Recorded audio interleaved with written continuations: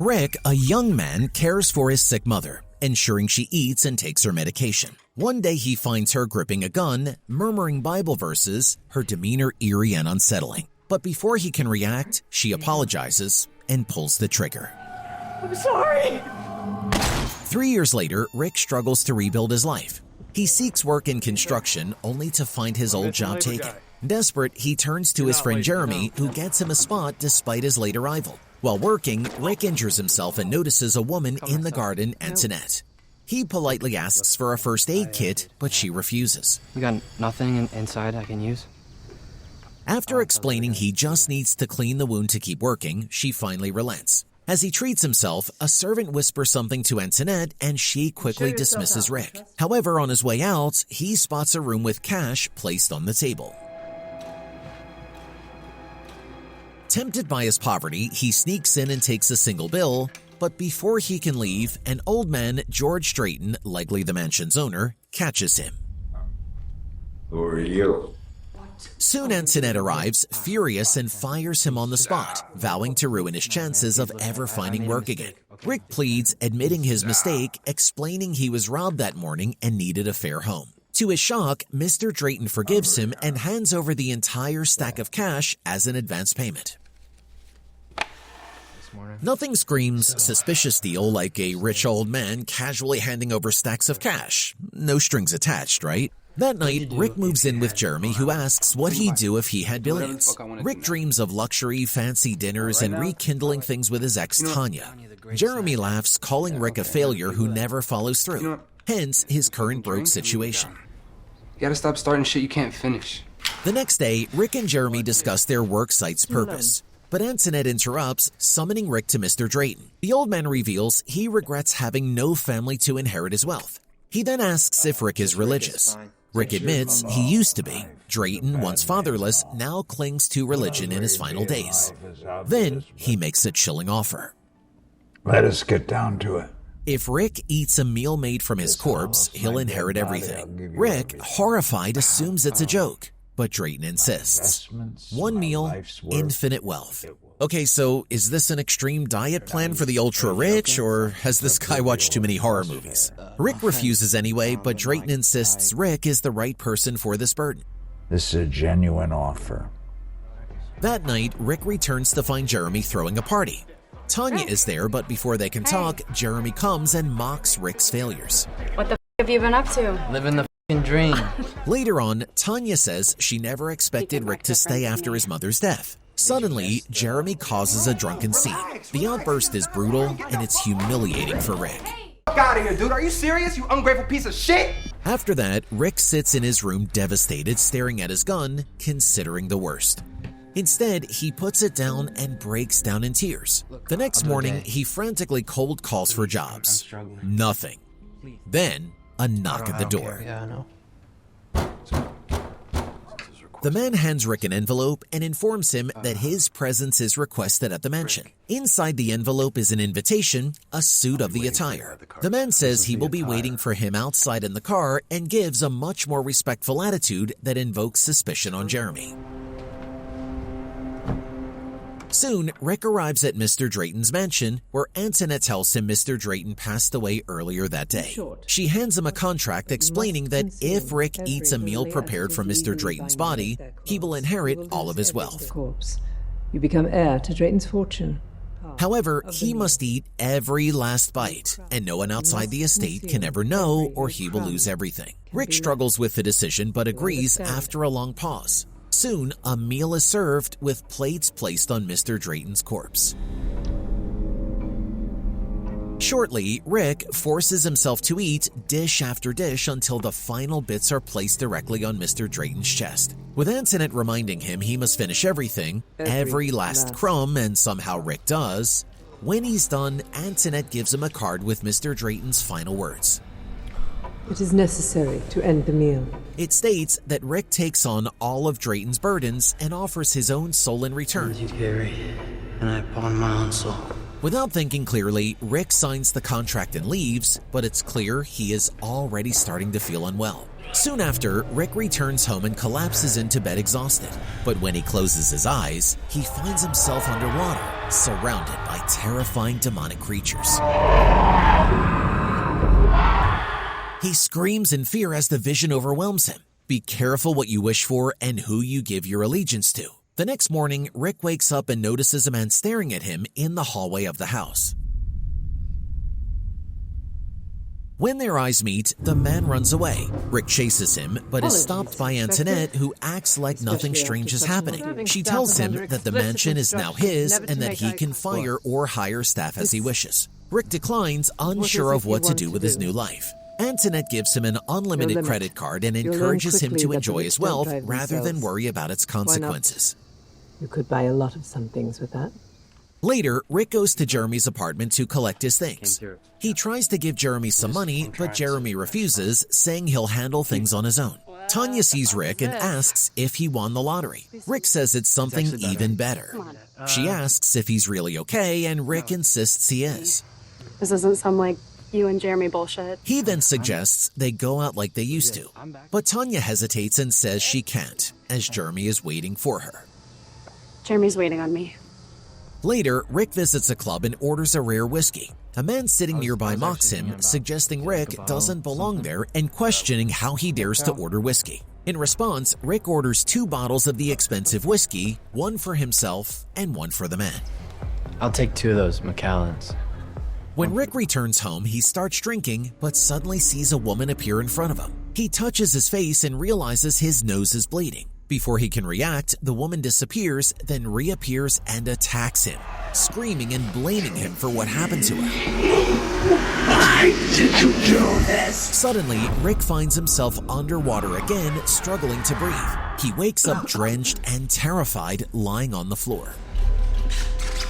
Panicked, he immediately runs downstairs to find Antoinette and seek answers. He accuses Antoinette of drugging him and describes a soaking wet woman who attacked him and dragged him underwater. Antoinette stays calm and tells him to relax, but Rick demands answers. What was that thing I had to read at the end of the meal? He then asks about the statement he read after the meal. Without hesitation, Antoinette hands it to him. As Rick reads it again, everything begins to make sense, and a deep dread consumes him as he realizes the gravity of what he has done. Is that even possible? When Rick asks if what's happening to him is even possible, Antoinette explains that before Mr. Drayton died, he became obsessed with strange religious rituals to escape what he believed was his fate: hell. What fate? Hell? Soon, Rick discovers a book about an old practice where families hired someone, usually a peasant, to eat a meal off a corpse, possibly a family member, transferring the dead person's sins to the eater. These people were called sin eaters. Rick realizes this is what he has become. Am I a sin eater? Antoinette confirms it and explains that immense wealth always comes at a cost. And this is the price Rick agreed to pay when eating off Drayton's dead body. Common sense kicks in, and Rick panics, saying he needs to fix this. No, I gotta fix this. Without waiting for a response, he rushes out of the house, ignoring Antoinette's pleas to calm down. Desperate for redemption, Rick goes to a church for confession. He admits he knows he has sinned, but doesn't even understand his sins. You're seeking absolution. Yeah. The priest tells him he must first acknowledge his wrongs before he can be forgiven. Without that, absolution isn't possible. Frustrated, Rick returns home and questions the servants about Mr. Drayton. However, they all avoid him, refusing to speak. You know anything about Drayton hurting somebody? Honestly, at this point, Rick probably wishes he could fire all of them and hire people who actually answer his questions. Finally, he demands answers from Antoinette, threatening her job if she doesn't tell him everything. Antoinette calmly gives Rick documents: Mr. Drayton's coroner report, crime scene photos, police records, and a taped confession. Rick learns that Mr. Drayton was suspected of murdering his wife Susan, who had been having an affair. Mr. Drayton always claimed innocence, but Rick realizes the woman who attacked him was Susan's spirit. Shortly after, Rick goes back to the church and confesses, saying he killed Susan. The priest asks why he did it, but Rick, overwhelmed, says he doesn't know. He only regrets everything. As the priest prays, Susan's vengeful spirit reappears and tries to strangle Rick. But luckily, the priest's prayers drive her away and Rick is delivered. Good thing holy prayers work faster than Rick's decision-making skills. The next day, Tanya calls Rick worried about Jeremy. She says Jeremy has been acting paranoid and distant, and she asks Rick to talk to him before it's too late. That night, Rick notices a dark figure standing silently near his couch. Suddenly, a lamp crashes to the floor. Following a rope lying on the ground, Rick freezes in fear when he sees a man wearing a mask nearby. The masked man moves toward Rick, who stumbles upstairs in terror, searching for Antoinette. Instead, a ghostly child appears. Just as Rick panics, Antoinette walks in calmly, asking if he called for her. Rick tries to explain but finds himself speechless. Antoinette then reveals a shocking truth. Mr. Drayton wasn't born wealthy. He had also been a sin eater, which is how he first gained his fortune. Sin eaters inherit the sins of their clients, taking on all the crimes and evil deeds of the dead. Antoinette tells Rick that everything he is experiencing, ghosts, haunting visions, is the result of those sins. She warns him that this torment will never end. He saw the same things you did. Antoinette explains that over time, Mr. Drayton became consumed by the burden. He lived in constant fear, haunted by the same visions Rick now endures. Eventually, Mr. Drayton couldn't take it anymore and ended his own life, knowing his sins would be passed to Rick. Rick asks how he can get rid of the sins. Antoinette says the only way is to pass them on to someone else willing to take his place. If he doesn't, he will carry the sins until his death, and his suffering will continue even after that. Likely be tortured for all eternity. She advises him to enjoy his wealth while he can and offers him pills to help him cope. Rick refuses, saying she can't help him. He then goes back to the church again to find some peace, but the priest refuses to let him in. Even the priest is like, "Nope, not my problem, buddy." Go home, kid. Please, come on. That night, Rick, unable to sleep, finally gives in and takes the pills. As he lies in bed, he sees a ghostly figure standing nearby. It disappears and reappears moments later, looming over him. Rick panics, falls out of bed, his mouth foaming. Just then, Antoinette enters, but Rick is no longer fully conscious. He hears his mother's voice and sees her standing before him. I'm right here. As Rick moves toward the figure of his mother, Dr. Kildare revives him. Later, Rick tells Antoinette he wants to try something new. Antoinette, though skeptical, agrees to help, admitting that even Mr. Drayton never considered this idea. She asks Rick if he's truly ready to let go of everything. Are you sure you're willing to let all this go? He is ready. However, he hesitates when she asks if he has someone in mind to pass the sins to. He then asks if Antoinette would take them instead. He suggests this could free her from her current life, giving her control for once. Antoinette hesitates, saying her contract might not allow it. Rick insists, saying he can't do this alone. So that's it then? Soon, Antoinette suggests Jeremy as the next sin eater, but Rick refuses, saying he can't do that to someone he's known his whole life. Antoinette explains she means someone desperate, capable of theft and violence. Suddenly, Rick sees a ghost behind her and grows more frantic, insisting Jeremy cannot be the one. Trust me. Just then, Jeremy calls, panicked, saying he's in trouble with dangerous people and needs money. Rick rushes to his house with cash. The place is a wreck, and Rick grabs his gun in case anything goes wrong. But soon he sees a ghost begging for help and fires in panic. It's okay. Help. However, when he looks again, he realizes he has shot Tanya. Shocked, he stares at her lifeless body. Shortly, Rick's driver comes in and manages to pull him away from the crime scene, taking him home. Antoinette reassures him everything will be handled. This will all be taken care of. Exhausted, Rick says he just wants it all to end, and Antoinette tells him he knows what he must do for peace. Rick decides to pass the curse to Jeremy and calls him over. Jeremy arrives, distraught, saying Tanya is dead. He blames himself, believing he could have saved her. Hopeless, Jeremy asks to work for Rick. I can help you with whatever, anything. Antoinette then reveals the truth. Rick wants Jeremy to become his sin eater. Jeremy must eat a meal from Rick's dead body to inherit his wealth. Shocked, Jeremy asks if Rick is dying. Antoinette explains Rick has chosen this life isn't for him and believes Jeremy can handle the burden. Shortly, Rick lies on a table as Dr. Kildare prepares the ritual. Antoinette reassures him it will work.